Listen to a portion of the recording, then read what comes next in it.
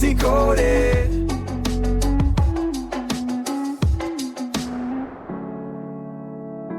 Welcome back to Book Decoded, where we crack open these insightful books, and extract those golden nuggets of knowledge. Yeah. And today we're all about kind of shaking things up a little bit. Okay. In the workplace, particularly when it comes to leadership. Mm-hmm. So we are diving into Leading Without Authority by Keith Ferrazzi. Interesting.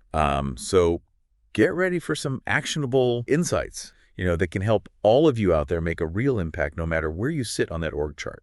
It's a fascinating read. Is it? It really challenges those traditional notions of leadership that we often take for granted. Yeah. Ferrazzi, he argues that in today's kind of dynamic work environment, just relying on formal authority, it just doesn't work. Doesn't cut it anymore. No. So then what's the alternative? Right. I mean, can you really lead effectively without having that official power? That's the million-dollar question, right? Right. And Ferrazzi, he tackles this head on. His answer is a resounding yes. Okay. He introduces this concept of co-elevation. Co-elevation. Which is all about collaborative leadership. Think of it as a way of working where everyone has the potential to lead. Right. Regardless of their position. I love that. Yeah. Okay, so that sounds amazing in theory. Right. But how does it actually play out in the real world? Right. Does he offer any examples of co-elevation working? He does. Yeah, and they're very compelling. One story that really stood out to me is about Jeff Daly. Okay. Who started his career as a consultant at Deloitte. Okay. He found the traditional work pretty unfulfilling. So, instead of just going through the motions, he started focusing on generating new business for the firm. Really? In his spare time. Wow. He was making calls, attending conferences, even created a business award. Wow. All things that weren't technically part of his job description. Right. Yeah. Wow, that's some serious initiative. Yeah. I'm curious, how did his bosses react to that? Well, initially, they weren't exactly thrilled. Oh. They actually gave him a pretty harsh performance review because he wasn't keeping up with his assigned tasks. Oh, wow. However, they quickly recognized the potential in what he was doing. They saw his passion for bringing in that new business. Uh-huh. Yeah. So they decided to kind of embrace his unconventional approach. They did. Oh. They gave him an expense account and basically said, go for it. And the results were incredible. Yeah. He ended up developing an entire marketing function for Deloitte. Oh, wow. All without any formal authority. That's amazing. He built relationships, connected with influencers, and eventually became Deloitte's CMO and their youngest ever partner. That's incredible. Yeah. It's a really amazing story. It really shows how taking initiative and leading without authority can really lead to career advancement, even if it means stepping outside your comfort zone a little bit. But, not everyone is a Jeff Daly. Right.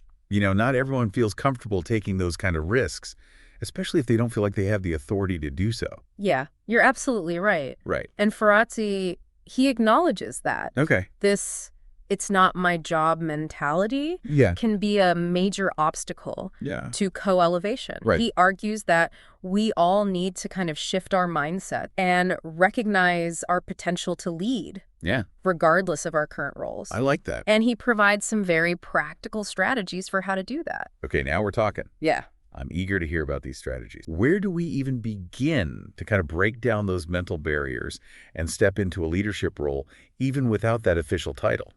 Well, one of the key concepts that Ferrazzi emphasizes is the importance of building strong networks and relationships. Okay. He argues that in today's interconnected world, success relies heavily on the ability to influence and lead within those networks. Yeah, that makes sense. When you have strong relationships with your colleagues, you're more likely to communicate effectively, collaborate on those projects. Absolutely. But building those connections can be a challenge. It can be. Especially if you're not naturally outgoing or if you work in a large organization. Right. So does Ferrazzi offer any guidance on how to build those meaningful relationships? He does. Okay. He introduces a concept called porosity. Porosity. Which refers to an individual's openness to new ideas and new behaviors. Okay. So the more porous someone is, Uh-huh. the more receptive they will be to your influence and leadership. Okay, porosity. I like that. Yeah. It's like creating those openings where ideas and collaborations can flow freely. Exactly. But how do we actually increase porosity in others? Right. How do we make people more open to our ideas and leadership, especially if they might be resistant or skeptical at first? That's a great question. Yeah.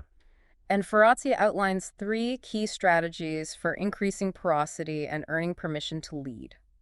Okay, I'm all ears. Right. Let's hear these strategies. The first strategy is being of service. Okay. It's about focusing on how you can help your colleagues and contribute to their success. Think about the challenges that they're facing, what goals they're trying to achieve, and how you can use your skills and knowledge to support them. It makes a lot of sense. Yeah, People are much more likely to listen to someone who genuinely wants to help them. absolutely. Right. So it's about approaching those interactions with a mindset of service rather than just trying to push your own agenda. Right. Okay, what's the second strategy? The second strategy is sharing generously. Okay. This means offering your time, expertise, and resources without expecting anything in return. So it's about giving freely without keeping score. Exactly. I can see how that would build trust and goodwill. Okay, I'm intrigued. What's the third strategy for increasing porosity? The third strategy is demonstrating genuine care. Okay. This is about showing your colleagues that you value them and their contributions. It's about being present, listening attentively, and acknowledging their efforts. These are all great points, and I think they apply not just to work relationships, but to personal interactions as well. Absolutely. Yeah, it's about creating those genuine connections based on mutual respect and support. I agree. Yeah, so by adopting these strategies, being of service, sharing generously, and demonstrating genuine care, you create a foundation of trust that makes co-elevation possible. It does. You're essentially inviting people to collaborate and co-create with you, even if you don't have formal authority over them. Right. I love how these strategies shift the focus from wielding power to fostering collaboration. Yeah. It's not about demanding compliance. Right. It's about inspiring people to work together towards a shared goal. Absolutely. This is definitely making me rethink my own approach to leadership. I think it's a paradigm shift, It is. but a powerful one. This is giving me a lot to think about already. But I'm curious, are there other tools or techniques that we can use to enhance our leadership influence? Sure. Especially when we're trying to inspire people who don't necessarily report to us. Yeah. Ferrazzi introduces another insightful concept in the book, Okay. finding someone's blue flame. Blue flame. Okay, now you've got me intrigued. Okay. What exactly is a blue flame? Right. And how does it relate to leadership? It's about tapping into someone's intrinsic motivation. Okay. Their blue flame is their emotional purpose, their driving force, what truly excites and energizes them. Imagine if you could understand what makes your colleagues tick on a deeper level. That would be incredibly valuable. It would.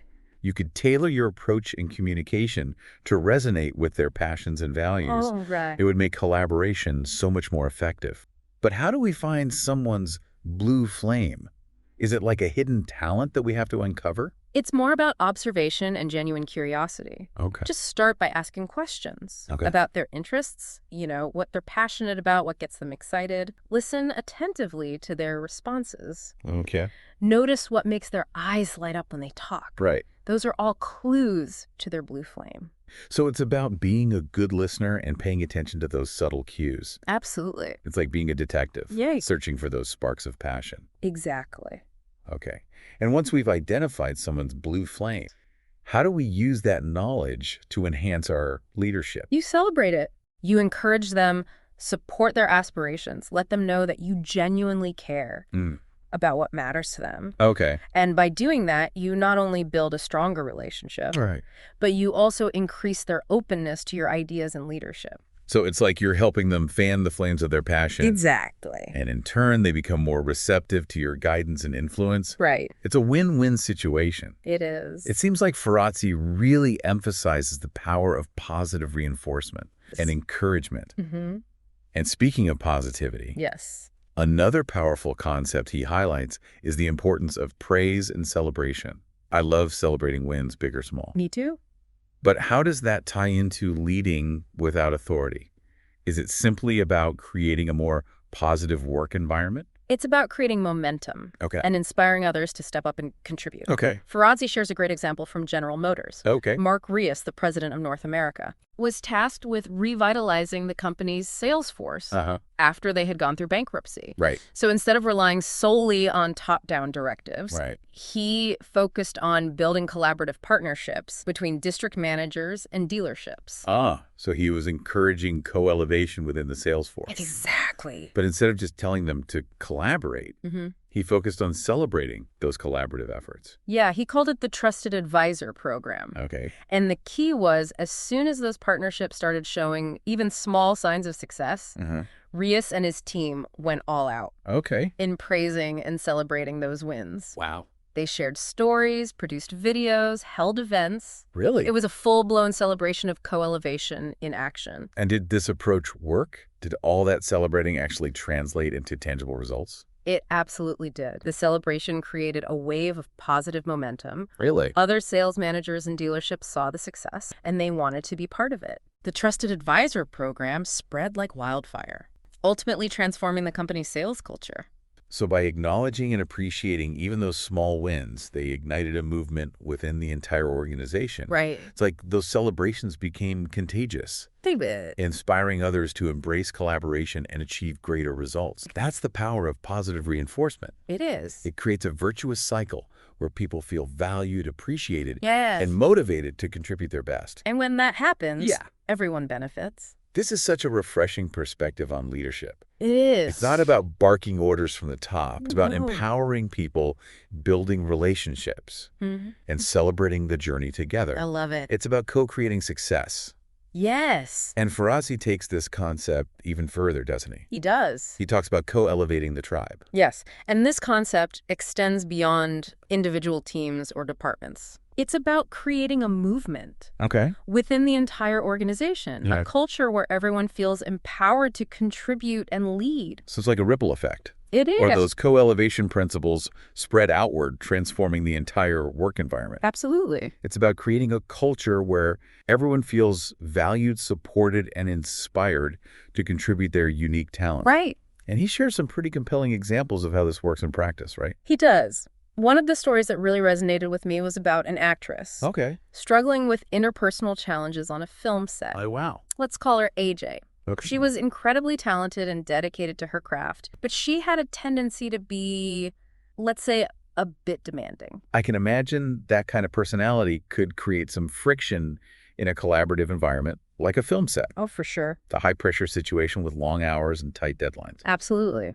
So what happened? Did AJ's behavior start to impact the production? It did. The crew was walking on eggshells around her, afraid to speak up, and the work environment was suffering. Oh, wow. The show's producers were even considering canceling the production. Wow. It was a critical moment Yeah. for AJ and the entire team. So what changed? Did someone confront her about her behavior? Did she have a sudden realization? Well, Ferrazzi was brought in to coach her, Okay. and he helped her understand that her behavior was jeopardizing the entire production. Right. He encouraged her to apply the principles of co-elevation, not just to improve her own performance, but to create a more positive and collaborative environment for everyone on set. So instead of trying to fix her personality, they focused on empowering her to lead a cultural shift. Exactly. It was about harnessing her talent and influence Yes. to create a more harmonious and productive working environment. Right. That's a great idea. Yeah, Ferrazzi encouraged her to form a core team of trusted colleagues Okay. who could provide feedback and support. Right. And this team then expanded their efforts, ultimately transforming the entire production culture. They created a system where everyone felt safe to share their ideas, concerns, and perspectives. That's remarkable. So AJ became a leader without authority She did. by inspiring others to embrace co-elevation. She went from being a source of tension to a catalyst for positive change. Cool. It's a powerful reminder that leadership can emerge from unexpected places. It can. And this story demonstrates that co-elevation can be applied in any setting, Right. not just traditional corporate environments. Yeah. It's a universal approach to leadership that can transform relationships and outcomes in any context where people are working together towards a common goal. These are all such inspiring examples, and I'm Yeah. sure our listeners are already starting to see how they can apply these principles in their own lives. Yeah. It has been quite a journey, hasn't it? It has. We've uncovered so many insightful concepts, We have. from co-elevation and porosity to blue flames and the transformative power of Celebrating those small wins. It's like Ferrazzi has given us a whole new framework Right. for navigating the complexities of the modern workplace. Absolutely. And what's really striking is that these principles aren't just about climbing the corporate ladder. Right. They're about creating a more fulfilling and impactful work experience for everyone involved. Precisely. And one of the most important takeaways for me Okay. is that leading without authority is not just about individual skills and tactics. Right. It's about creating a movement, a cultural shift within organizations. Yeah. It's about fostering an environment where everyone feels empowered to contribute their best, regardless of their title or position. It's about sparking a change that spreads organically, from person to person, team to team, until it permeates the entire organization. Like a ripple effect. Yeah. Creating a wave of positive energy and collaboration. Exactly. So it's about empowering everyone to embrace the principles of co-elevation and co-development to become leaders in their own right. I love it. It's about recognizing that leadership is not a position, but a mindset. Right. A way of being in the world. I agree. And Ferrazzi doesn't stop there, does he? He doesn't. He challenges us to think even bigger. Right. To see ourselves as agents of change. Yeah. Not just within our own teams, but in the wider world. Absolutely. He wants us to consider the ripple effects of our actions and how we can inspire positive change in our communities and beyond. That's a beautiful thing. It is. And he asks us a very thought-provoking question. Okay, so let's hear it. What if, instead of waiting for someone else to lead, we all took responsibility for sparking a co-elevation movement? It's a call to action. Yeah. An invitation to step up and become the leaders we wish to see in the world. What if we all committed to building deeper, more collaborative relationships? Yeah. To sharing our knowledge generously, to celebrating each other's successes, and learning from our mistakes together. Imagine the possibilities. Yeah. If we all embrace these principles in our daily interactions. Right. Not just at work, but in every aspect of our lives. It's a powerful vision. It is. And it all starts with each of us taking that first step. Right. It starts with embracing the principles of co-elevation, leading by example, and inspiring those around us to do the same. So to all our listeners out there, we challenge you. Yeah. What can you do to spark a co-elevation movement in your own life? What can you do? How can you lead without authority, inspire others, and create a more positive and fulfilling experience for yourself and everyone around you? The power is in your hands. It is. Go out there and make it happen. That's it for this episode of Book Decoded. That's a wrap. I hope you found this exploration of leading without authority insightful and inspiring, and we encourage you to pick up a copy of the book and delve deeper into these powerful concepts. Absolutely. And we hope you'll join us again next time as we decode another thought-provoking book. We hope so too. Until then, happy co-elevating.